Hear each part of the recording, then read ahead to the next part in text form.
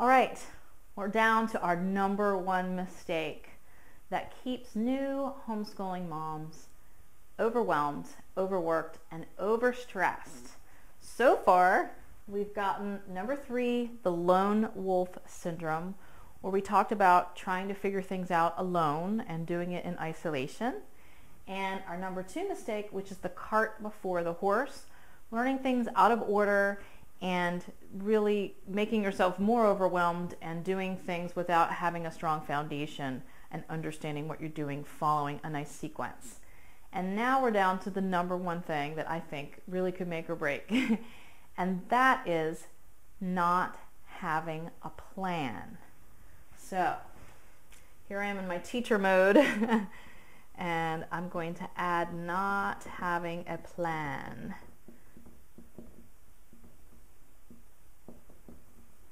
as the number 1. Number 1. All right, so what does this mean? It means that you're just sort of flying by the seat of your pants when it comes down to, okay, I'm ready to do the schooling, I'm ready to make all of this work.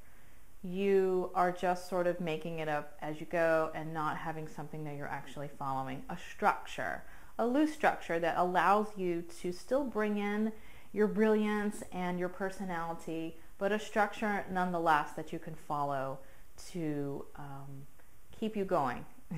All right, and why is this so important? One of the main things is creativity. So if you're just sort of doing it on the fly and you're like, oh great, I know what to do, I'm just gonna start doing it, you will maybe run out of ideas. Especially if you've got younger children who you are just, in preschool and that kindergarten, even though we're not truly starting the true academics until grade 1, there's still maybe a lot that you need to kind of put into place for your 5 and 6-year-old. They need some kind of a structure, and even though their main job is to play and to grow and move and run and jump and all of that, you need some kind of a structure to keep you going, because what are you going to do with them every day? That may last for a little while. You may have a few ideas for crafts and stories or something, but then after a while, it's back to this, oh my gosh, what are we going to do today? What are we going to do tomorrow? You sort of run out. You run out of steam, run out of ideas, and then you're just sort of flying by the seat of your pants and making things up. Another very important thing that I find a lot with moms is that without some kind of a structure to follow, you feel like you're not doing enough. Am I covering everything? Am I doing everything I need to do? I don't feel like we're doing anything. Without some kind of accountability or something to measure what you're doing, the days of playing outdoors, and even though the child is doing what they need to do, and the singing and the baking, from the outside looking in, it could feel like, what is she doing? Especially when you've got these sort of preschool and kindergarten age children. Your friends' children have maybe gone off to school and they are probably learning to read, even if they're in the kindergarten. If they're in preschool, they're learning letters, and they're starting to get some foundational academics. And so, it's hard during that time because you are not doing that. You're doing something else. You're, bringing this Waldorf environment to your child and letting them be a child. But when it comes down to well, what are you actually learning, or what are you actually doing all day with your child?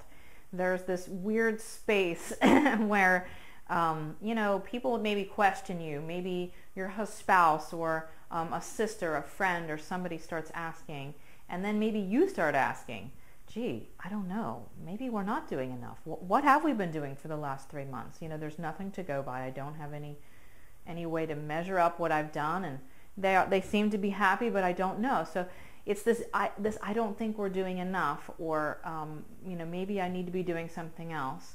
Another very important reason to have some kind of a loose structure to follow, a plan, is again about this energy and actually doing the school part, storytelling and doing the crafts and painting and exploring nature and doing the physical part of it is really fun when you feel the confidence and know what you're doing.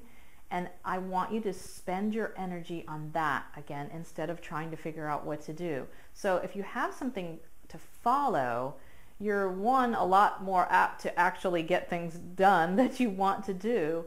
And two, again, you don't have to kind of come up with it on your own. You can enjoy the crafts, you can enjoy the things you're doing instead of trying to figure out what is it that we're going to do. Oh my gosh, I wanted to do this craft, but I don't have the right materials, and having everything ready to go and for the craft. They're ready to do it, but they don't have the stuff. And by the time they get it all, searching the house for it all and realizing they don't have it, the kids are gone and they're off into the yard playing, and there goes your crafting time. So it is fun to do the stuff. It's not so fun to try to figure out what to do. And by having a loose structure, it gives you the freedom. There is freedom in structure. There is freedom to saying, okay, I have a springboard. I have something here to follow, and I can follow it, line by line, word for word. I can do most of it, and then if it seems like too much, I can take out, or I can follow it in general ways and still bring a lot of my creativity and a lot of more, different things in. I found this is what I did. At first, I followed a very step-by-step, a real structure of what to do. And then as I got going and going, it makes sense and I'm sort of getting it now, I was able to back off a little and just still use something as a structure, but start bringing in some of my own things, or, customizing it to fit your child. Saying, oh, my child loves butterflies. Let's, really do a lot more with butterflies, and we'll take this project here that was about ants and we'll make it for butterflies. And, so it's taking what you've got in the structure and then kind of tweaking it a little bit so that it fits you and it fits your family a little bit better. And basically, having a plan just frees your energy, frees your time, it frees you up to say, okay, I don't have to try to figure this all out. I've got something right here that I can follow along, because you're busy. You already have family chores that you're doing. You're running a household. You may have other siblings. You may have a baby. You may work part-time. We're all busy these days. Yet we still want to give our children this amazing Waldorf at-home education. But we're finding it harder and harder to do because of all these other things that are going on. Here are some tips on how to avoid mistake number one, not having a plan. Okay, well, the most obvious thing is to have a plan. So how do you get a plan for this? Well, there's several things to do. You can make your plan by gathering all the information that you can find out there. This is sort of the way I did it, because at the time there was really nothing else. And so it took me years, I will say, of gathering information, of making mistakes, and going, oops, that didn't work, let's try this, wasting a lot of time and energy. But I was so dedicated and passionate about bringing Waldorf to my children at home and living this Waldorf life at home for my children that I really wanted it. And so I stuck with it, and in the end created a plan that worked. And so that's the first thing, is to take everything that you find out there, sift through all the materials, and come up with a plan that works for you. I mean, it's out there. All the information is available to you. You just have to have the time and energy to research it, to sift through what's working and make it, kind of tweak it so that it fits for you, because a lot of it is out there for classrooms and schools, and to try to kind of bring that down into a way that'll fit you at home. All right, that's one way. Sounds tiring already to me. The best way that I know is to find a plan that someone's already made. You don't have to reinvent the wheel. You can use another's plan. Like I said earlier in the video training, stepping on the shoulders of someone who's been there before you, allow someone to reach up and pull you forward and say, hey, guess what? You don't have to do this. You don't have to make your own plan. I've got a plan here for you. So finding a plan that fits, finding something that you understand and really gets to the heart of Waldorf and helps you create your homeschool in your own home in a way that will be authentic for you, is a tip I can give, because there are several out there, several plans, and you got to find the one that fits and what feels right to you and what speaks to you, so that it'll make sense. Because understanding the basics of Waldorf is really the first step, as I've gone through and told you. Understanding what you're doing is the key behind all of this. And in my live event, Living Waldorf at Home, that's our very first segment that we're going to cover together where we go through the basics of Waldorf and make sure that all the moms attending there understand exactly, what is behind this and why we do what we do. Because understanding Waldorf and the whole concept is really the foundational pieces that you need. Understanding what Waldorf is and getting your rhythm down are the first steps. In my live event, Living Waldorf at Home, those are the things we're going to tackle right away. I'm going to sit down with you and walk you through step by step, on making sure you understand, giving you checklists and templates, going through and making sure that you understand the whys behind Waldorf.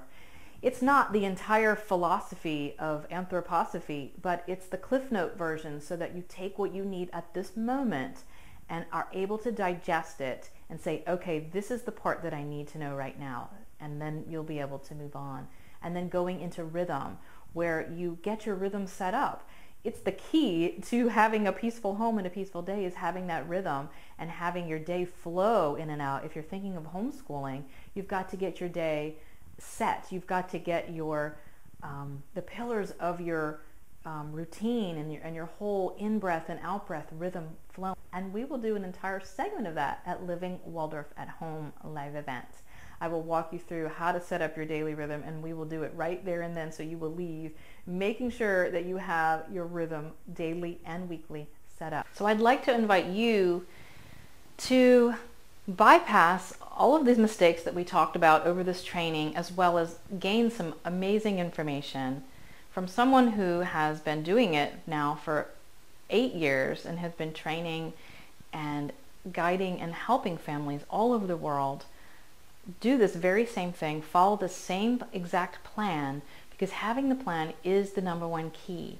And I'd like to turn this very same plan over to you and guide you through it in a live event coming up July 18th, 19th, and 20th, right here in my backyard in Pawleys Island, South Carolina, where we are going to go through this.